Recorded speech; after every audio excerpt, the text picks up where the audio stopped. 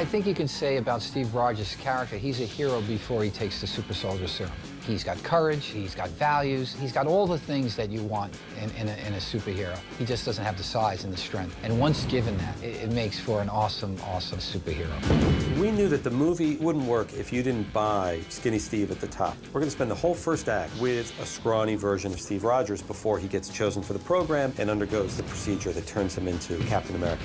And if that looked fake, if that didn't feel right, you would lose it entirely. It's not about the transformation, and we thought very long and hard about how do you do the transformation in a way that hasn't been seen before. And you think about needles and pads and steam and smoke and water and liquids and all this kind of like, how do you do it? And every time you'd think about all the movies that have done it before. And so rather than it being about the transformation, what we decided it was going to be more about establishing the character beforehand. Get back! And then the transformation isn't the big deal. It's a pretty big scene, but it's sort of behind closed doors. It's really about the man that goes into the pod and then the man that comes out of the pod, and that's what the beat is in the movie, as opposed to it being, and now we see his muscles bulge and, expand and everything else. Knowing what we wanted Chris to look like when he came out of the pod, fully transformed, we knew that he had to start working out right away. And he spent probably 3 months getting into that shape. We also knew that for the entire first act of the film, he had to look like he weighed 100 pounds and was 5'7". Obviously, once he started working out, there's no going back.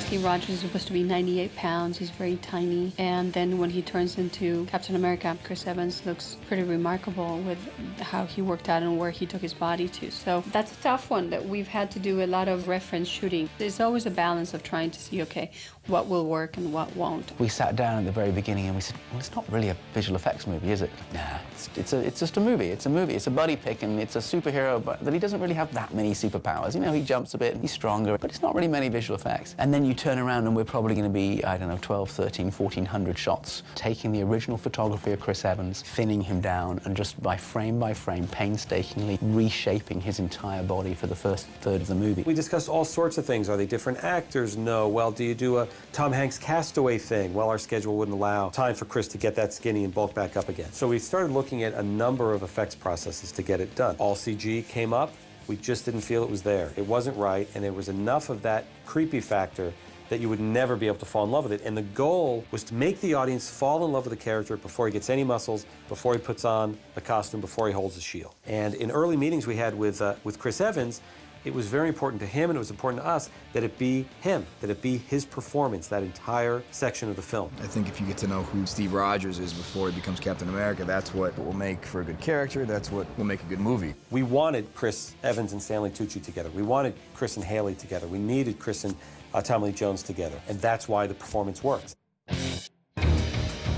So we're taking Chris's performance and we're actually shrinking him down and scaling him down and thinning him up. And we're doing it using a variety of techniques, but that's one of our sort of more challenging aspects of what we're doing, and something that really hasn't been done to this level before. He's a big guy, he's broad, and he's got a classic V shape, and what we're trying to turn him into is the 98-pound weakling and make him shorter and thin out his face and remove the muscles from his neck and his shoulders. We did a few proof of concept tests, and I remember showing a section of the film, early rough cut footage of the rebirth scene, where there were a few shots of Chris skinny, gets onto a table, goes into the pod opens up, reveals the muscles, and the people I was showing to, how did you add those muscles? That was amazing. What's that effect? How'd you add those muscles? And I went, that's not the effect. The effect is the skinny version. They go, really? That is kind of when we all looked at each other and went, it's going to work. It changes the performance. When we're first looking at dailies and we're first looking at our rough cut, there's very few completed shots, and you see Chris, muscular Chris, doing these scenes with people, and everyone's referring to him, you don't give up, you're skinny. And then when you start seeing the effect shots finally in the film, wow, does it change everything. As much as possible is Chris basically shrunk. When that didn't work, for technical reasons, we photographed a body double, what we call a Skinny Steve, an English guy named Leander Deeney. Chris is of a kind of heroic build, and he needs to be a scrawny loser. That's where I come in. He'll decide how he wants to do the scene, and I'll watch him do it 4 or 5 times, and then I do that and try and get an exact copy.